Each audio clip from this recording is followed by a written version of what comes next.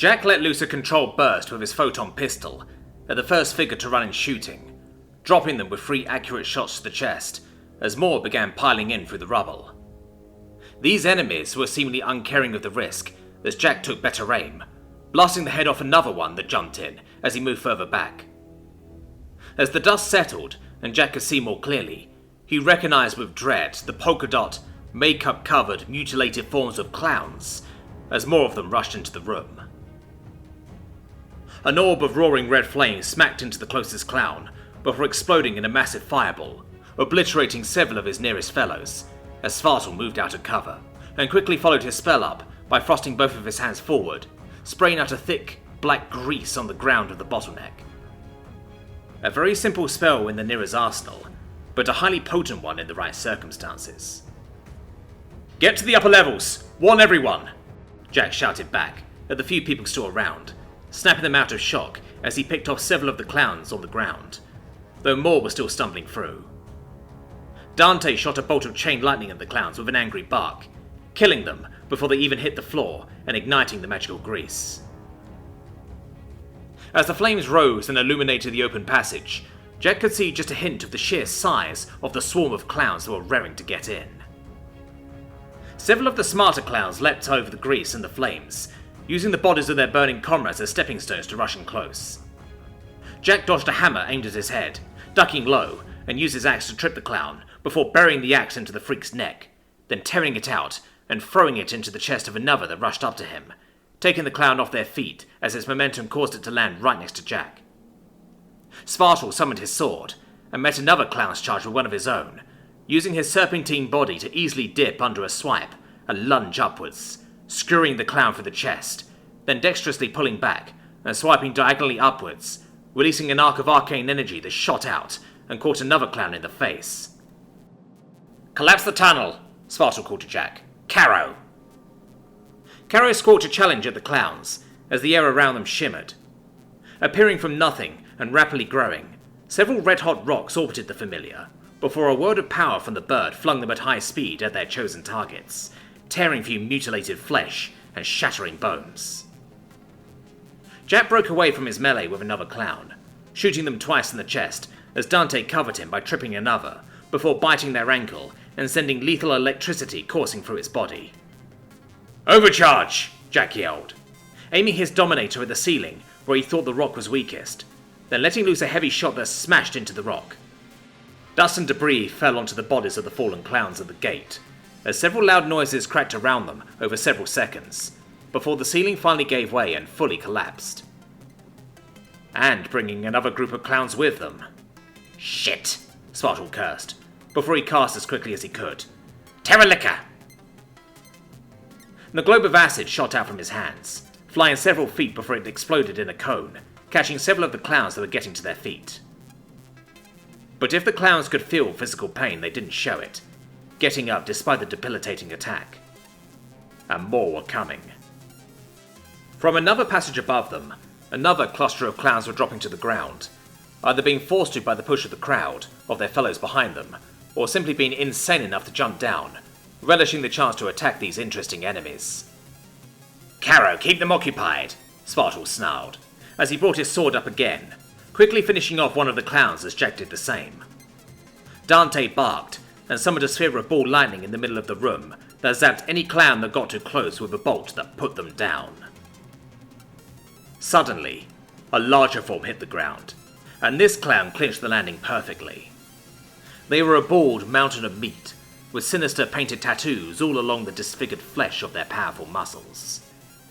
They clenched a thick shield of polka-dotted steel, and a vicious-looking spiked flail, and flourished it in a way that meant business. Their wicked grin was painted a crimson bloody red on the pale white of their scarred face, with two sinister eyes of the darkest shade of black to form a truly intimidating visage. Jack fired a slow burst with his Dominator that was easily deflected by the new threat. "You die slow," the clown articulated in a menacing growl as Dante barked in defiance. "You shall fear me, clown," Spartawl snarled as he shifted blaze stances, getting ready for an opportunity to strike. "Let's go, motherfucker," Jack roared, as he charged in with his axe, dropping to a skid as the clown reacted with impossible speed, swinging in a horizontal arc with the flail that flew just above his head. Svaarti slithered forward the moment the clown's back was turned, but they were clearly aware of him as their shield was well placed, preventing the Nero from getting in close, before they quickly brought their guard around to take the full brunt of Jack's charge, before the clown attempted to counterattack, shaking off a lightning bolt Dante had flung at them. Spartaw dodged the swing of the flail just in time for it to smash into what remained of the bar, shattering glass and splintering rock with the force of the powerful blow. Jack rushed forward again, and the clown continued the motion of the flail's swing, coming down in a vertical downward motion. "Aegis!" Jack yelled, bracing himself as the spike ball slammed down on him, before he quickly recovered and grabbed the chain, holding on with all of his strength. Sparta wasted no time in getting in close and stabbing the clown through the armpit with his sword, then easily dodging their foolish attempted counter, using their momentum of the attempted shield bash to get behind it and sever the arm in a devastating display of swordplay, before moving away. Jack's Dominator beeped to signify his charge-up had finished.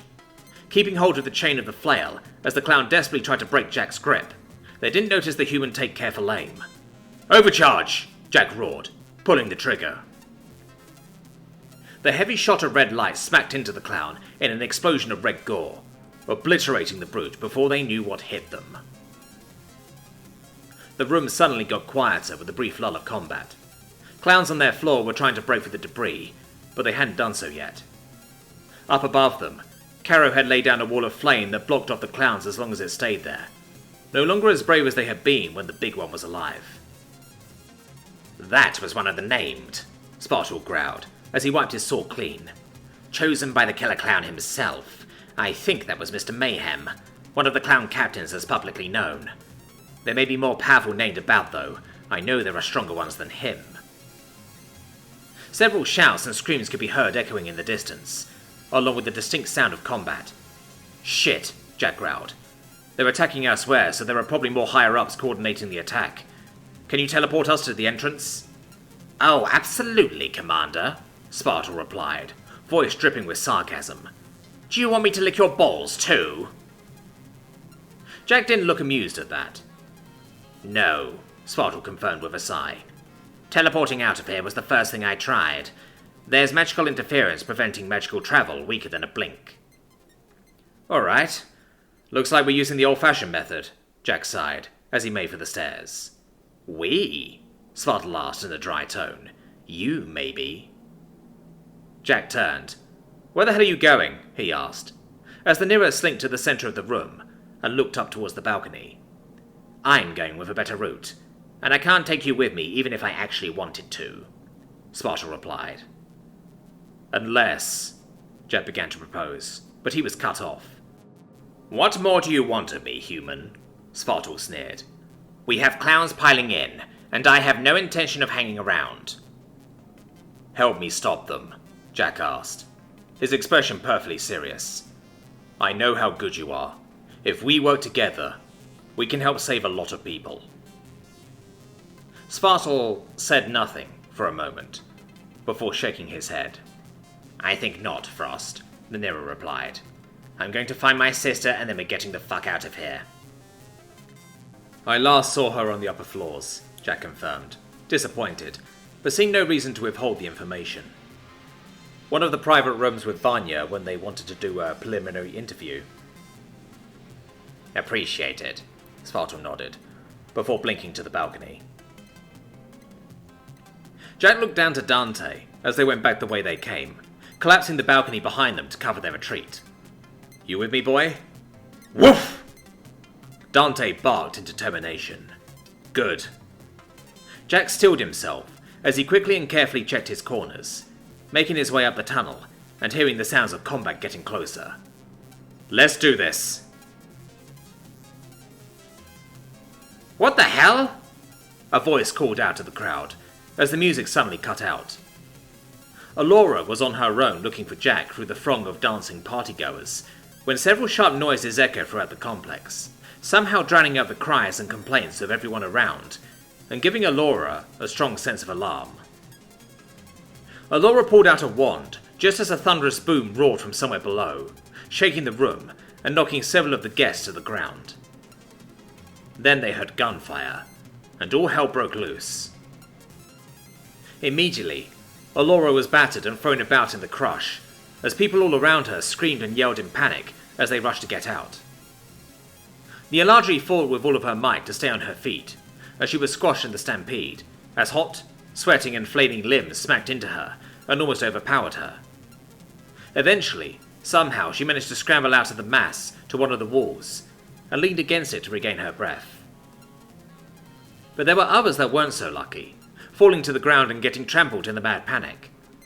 She saw Rel struggling to crawl to her, clothes already smattered in purple blood, as the squad car desperately fought to get to where Alora was, before an accidental foot booted her in the head. "No!" Alora yelled in shock. "Help them up!" Some bodies slowed down for a moment, before completely ignoring her, as several explosions and more sounds of violence came from close by. "Can you hear me? Grab my hand!"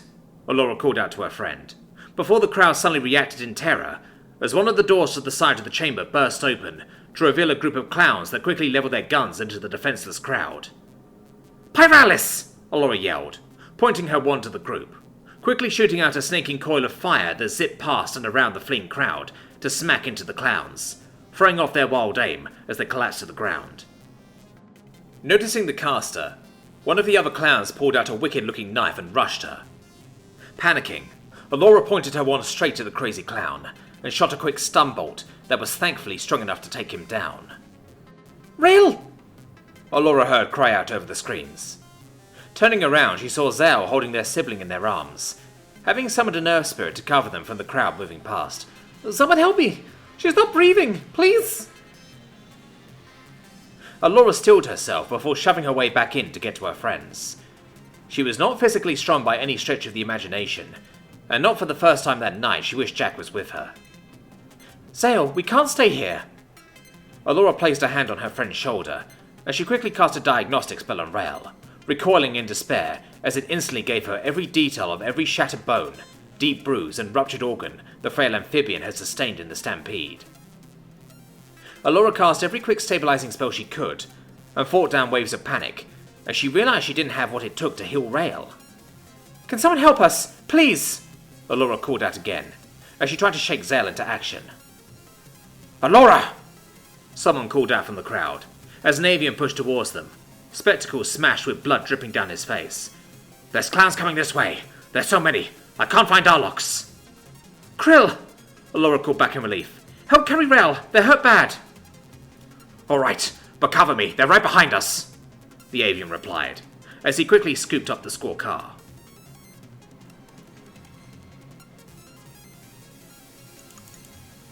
"All guards to the walls!" Nika heard a Hode of Captain call out, as several loud alarm-like noises could be heard much closer by. "We've got clowns attacking outside!" The Kizan had stayed outside for a few more minutes to get some fresh air, and had assumed that one or more of her friends had wished to do the same, but had barely begun looking before she felt the ground rumble heavily beneath their feet. Then she felt another quake, then another. She looked back as her sensitive ears picked up several screams, her mind quickly at work as she unholstered and unfolded her shotgun. The others. Shit! "Clown cannons!" someone shouted, as several forms flew over the walls in clusters to crash randomly among the fort grounds.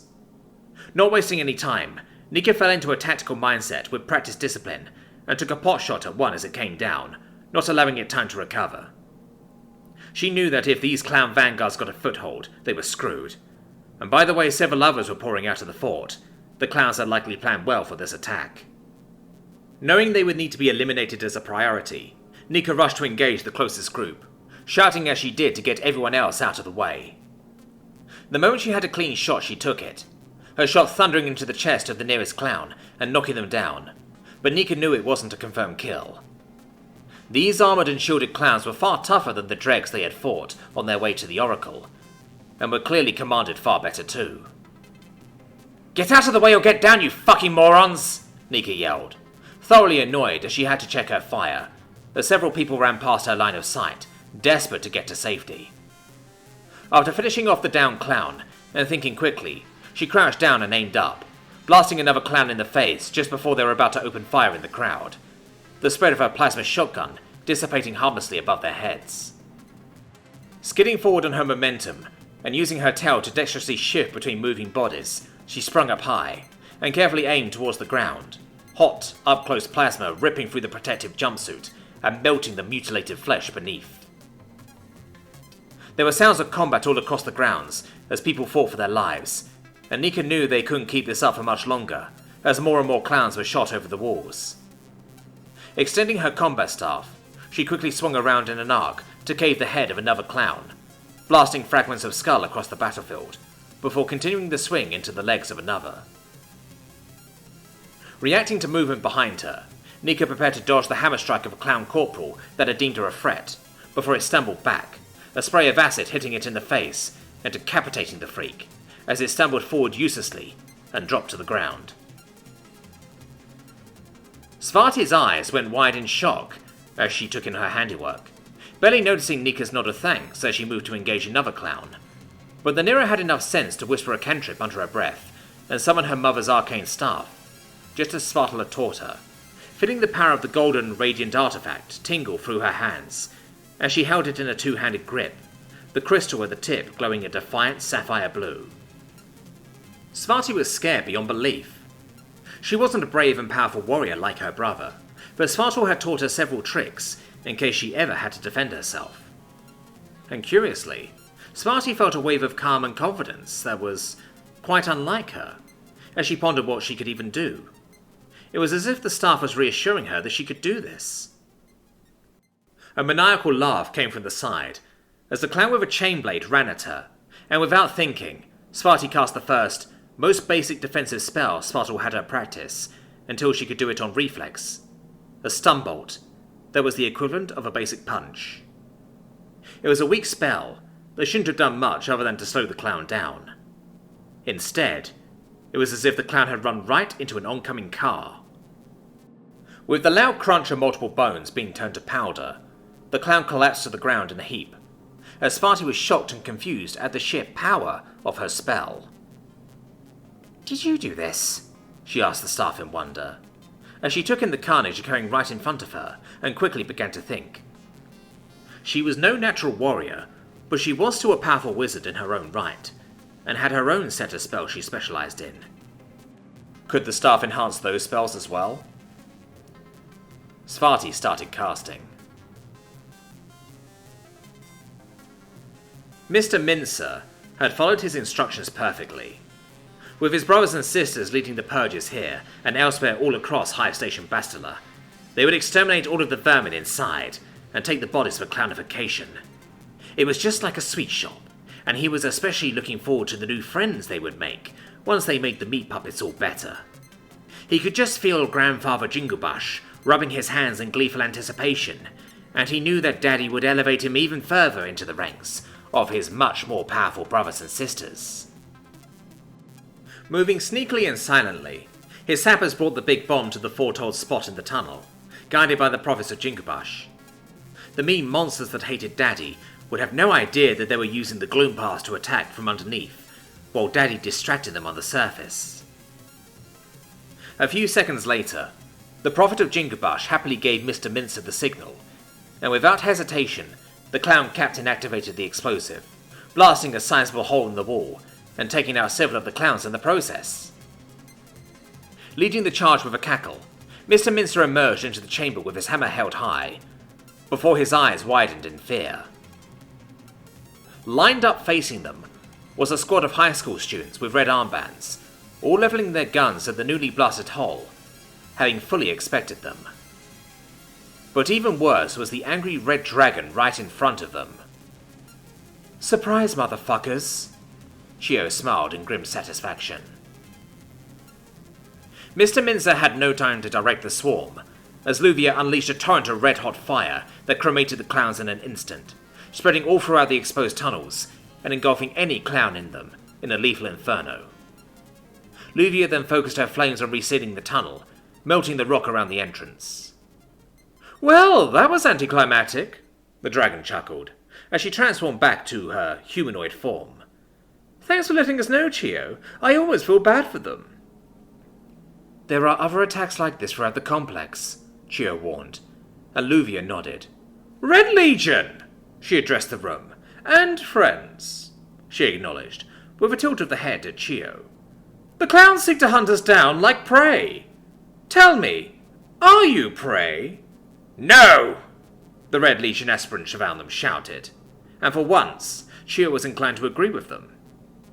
She could see Val and Pludru yelling the loudest, likely to show off for their dates who were in the room huddled behind them, who Chio recognized as two of the players from Luvia's deathball team. I thought not, Luvia roared, as she summoned her impressive-looking crimson armor. Follow me, and let's take the fight to them.